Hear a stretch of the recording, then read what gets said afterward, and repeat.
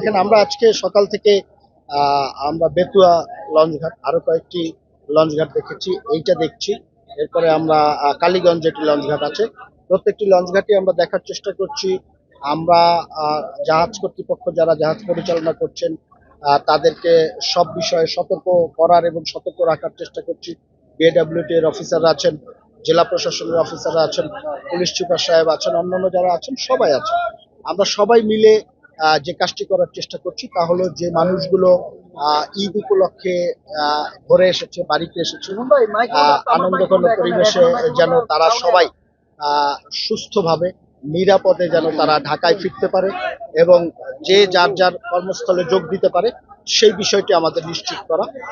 তো এই কারণেই আমরা সব জায়গায় যাচ্ছি এবং প্রত্যেকটি ডিপার্টমেন্ট সজাগ আছেন। জাহাজগুলো সঠিক সময়ে ছেড়ে যাচ্ছেন, প্রত্যেকটি জাহাজের ভাড়া ঠিক মতো নিচ্ছেন কিনা আমরা সেই বিষয়টি চেক করে দেখছি। সবকিছু এখন পর্যন্ত ঠিক আছে। আমরা চাই ফিরতি পথের যাত্রাটা নিরাপদ হোক, স্বাচ্ছন্দ্যময় হোক এবং আনন্দময় হোক। তো এই কাজটি আমরা করার চেষ্টা করছি। আর আপনারা জানেন যে আমরা আসলে রোজার সময় দায়িত্ব নিয়েছি।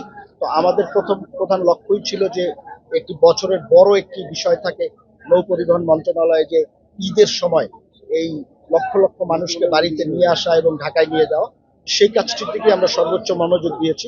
অন্য যে বিষয়গুলো আছে সেই বিষয়গুলো ঈদ শেষ হয়েছে, আজকে থেকে অফিস শুরু হয়েছে, হয়তো আগামী সপ্তাহ থেকে আমরা সেই বিষয়গুলো নিয়ে আমরা কাজ শুরু করব।